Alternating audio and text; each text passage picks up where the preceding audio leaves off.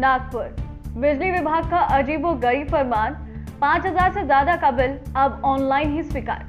महाराष्ट्र में 1 अगस्त से बिजली बिल अगर 5,000 से ज्यादा रहने पर ऑनलाइन बिल का भुगतान करना होगा, या चेक या फिर डिमांड ड्राफ्ट से।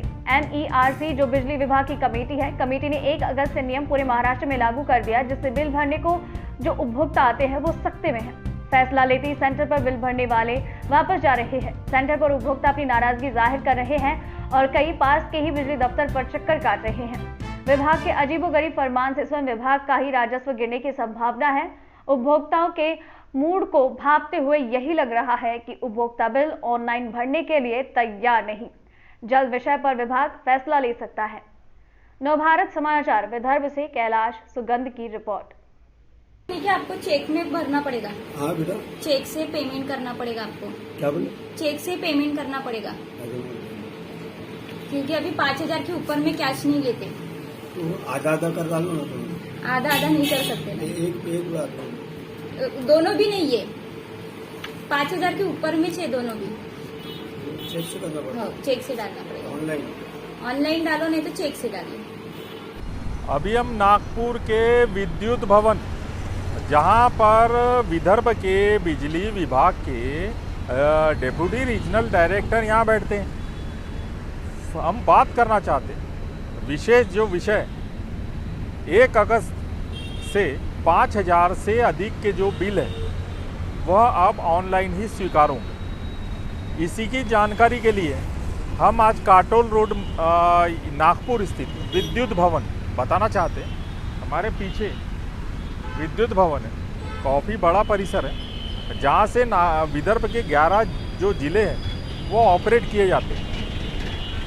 और इस संदर्भ में हम आपको या हमारे जो जनता को जानकारी देना चाहते हैं कि जो 5,000 से ज़्यादा के जो बिल है, अब वो बिल कलेक्शन सेंटर पर भरे नहीं जा सकेंगे।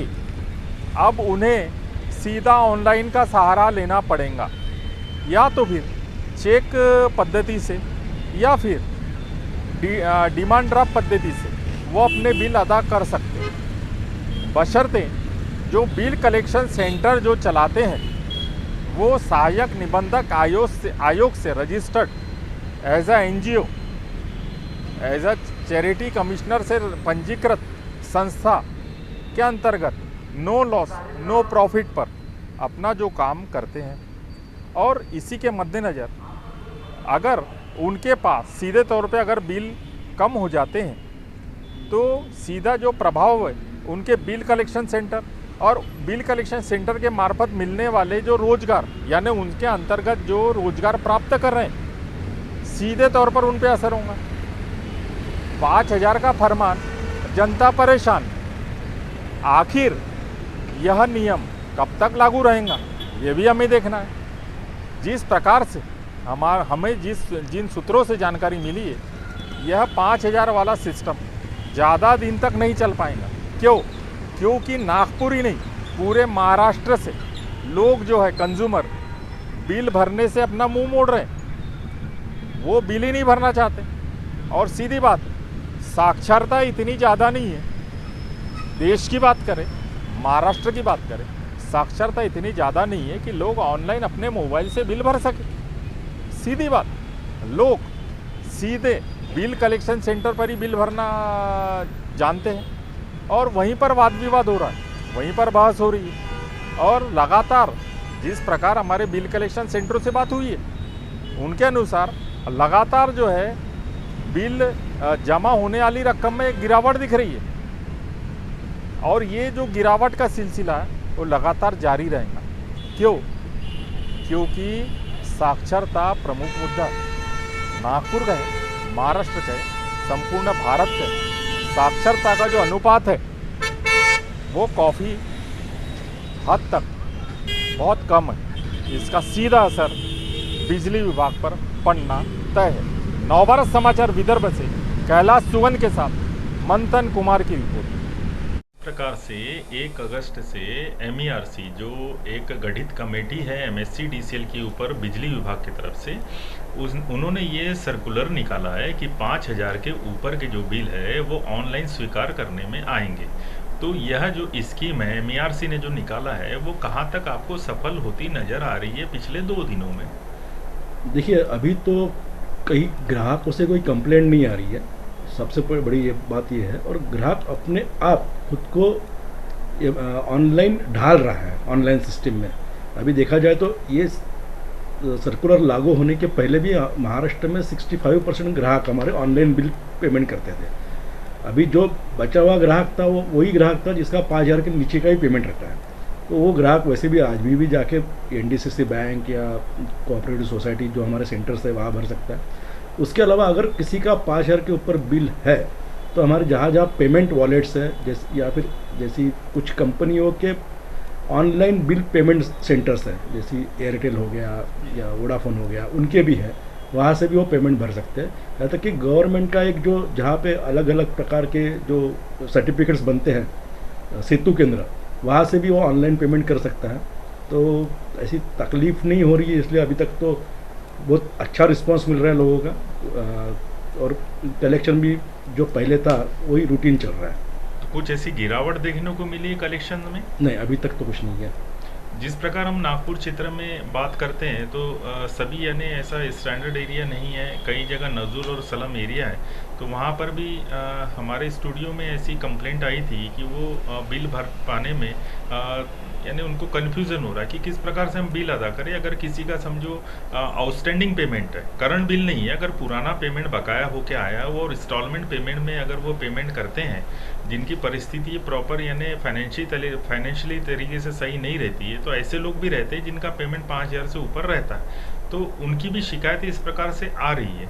तो ऐसे 1-2 कस्टमर तो नहीं होंगे, काफ़ी संख्या में कस्टमर है, तो उसके लिए कुछ अलग से प्रावधान किया गया है MSCDCL ने? अभी तक ऐसा कोई प्रावधान नहीं है, लेकिन अभी तक हमारे पास कोई कंप्लेंट नहीं आई। अगर इसमें कोई कंप्लेंट आती है तो डेफिनेटली MERC में भी उस पर चर्चा होगी। लेकिन मेरे ख्याल से अभी तक कोई कंप्लेंट नहीं है, सब रूटीन चल रहा है। तो इसका मतलब लोग प्रॉपर रिस्पॉन्स कर रहे हैं, लोग अपने आप को उस तरफ मतलब खुद को उस हिसाब से डालने की कोशिश कर रहे हैं। जी, हमने ये भी देखा गया है कि जो जिनका 5,000 के ऊपर का पेमेंट है उनको ऑनलाइन तो करने के लिए कहा गया, लेकिन वो ऑनलाइन रहने के बावजूद भी वो भरना नहीं चाहते और कलेक्शन सेंटर पे जाके वाद विवाद कर रहे हैं।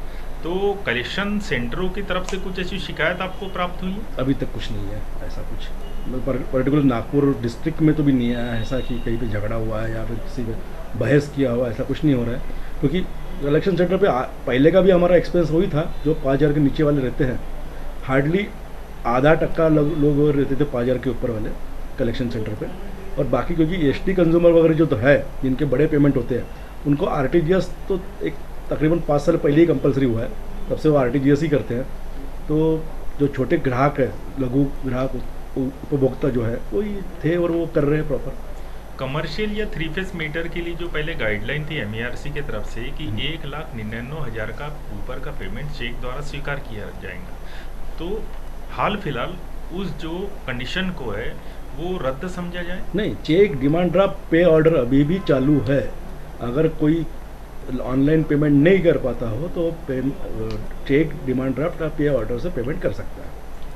दूसरे कलेक्शन सेंटर की तरफ से मैं कहना चाहता हूँ कि काफ़ी समय से कलेक्शन सेंटर का जो प्रति बिल कमीशन है वो आप जैसे बताएं हमें कि 4 रुपये से 6 रुपये के अनुपात में सबको महाराष्ट्र में दिया जा रहा है और इसका जो डिसीजन है वो MERC लेती है। और ये भी जानकारी सामने आई है कलेक्शन सेंटर की मार्फत, हमारे सूत्रों ने जानकारी दी है कि ऑनलाइन जो जैसे पेटीएम या गूगल पे या फ़ोन पे जैसे पेमेंट करते हैं तो उनको जो है MSCDCL या MERC जो है 10 रुपये प्रति बिल कमीशन देता है।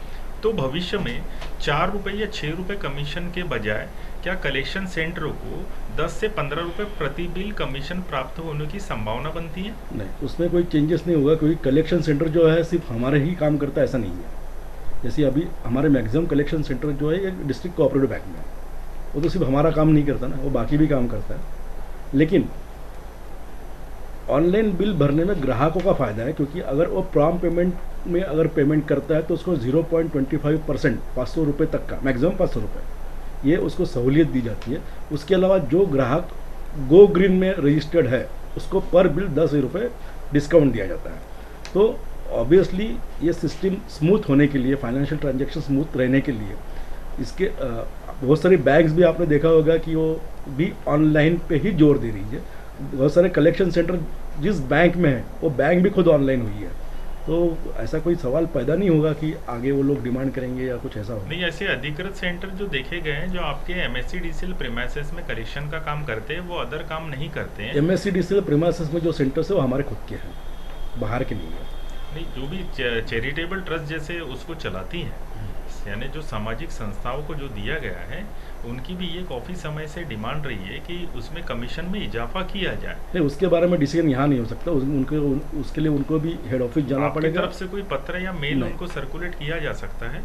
हाँ, उन्होंने वैसे डिमांड किया तो हम हेड ऑफिस या फिर MERC में भेज देंगे, क्योंकि वो डिसीजन वो लेवल पे होता है, मुंबई लेवल पे। और दूसरा, जो प्रीपेड मीटर की जो चर्चा लगातार पिछले दिनों बनी हुई है, तो नागपुर में प्रीपेड मीटर जो है आने की संभावना कब तक है? देखिए, प्रीपेड मीटर का पूरा चार्ट रेडी है, कौन से शहर में कितना मिलना है वो सब रेडी है। टेंडराइजेशन प्रोसेस चालू है, जैसे वो प्रोसेस खत्म हो जाता है सबको बराबर मिलेंगे।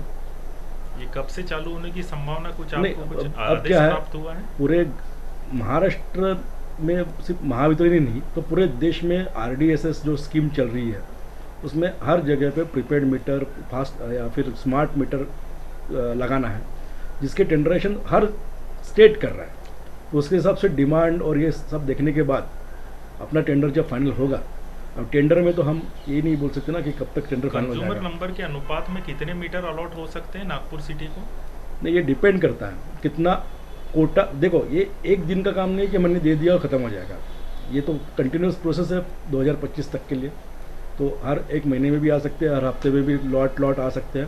ये डिपेंड करता है टेंडर जिसको मिला उसका प्रोडक्शन कैपेसिटी क्या है, वो कितना सप्लाई कर सकता है। उसके अलावा जैसे आज नागपुर है, पुणे है, कल्याण, भांडुप, जहाँ पे सबसे ज़्यादा डिमांड रहती है मीटर की, उसमें उन जगह की डिमांड क्या है उसके हिसाब से दिए जाएंगे। और सिर्फ इसमें ऐसा है कि मीटर सिर्फ नए कनेक्शन के लिए देना नहीं पड़ता, तो कई सारी जगह पे पुराने मीटर बदली करना है, तो ये सब चीज़ें देख के अलॉट होगा ये। लेकिन ये इसका प्लान जो है वो हेड ऑफिस तय करेगा। वापस हम बिल पर आते हैं कि जो 5000 के जो ऊपर के जो बिल है वो ऑनलाइन जैसे करने के लिए कहा गया है कंज्यूमर को। भविष्य में अगर ये स्कीम सफल नहीं होती है तो वापस पुराने नियमों पे MSCDCL आना चाहेंगे? ये MERC निर्णय लेगा। इसकी जो रिपोर्ट है MERC को MSCDCL करेगा Yes. और महाराष्ट्र से? यस, अभी भी जाता है, अभी भी हमने 65% जी। हो रहा है तो इसका रिपोर्ट जाता ही है। हम उसके अलावा इसकी मतलब अखबार के थ्रू भी लोगों को बताते हैं कि कितने लोग ऑनलाइन पेमेंट करते हैं, तो हर चीज़ का रिपोर्टिंग होता है MERC को।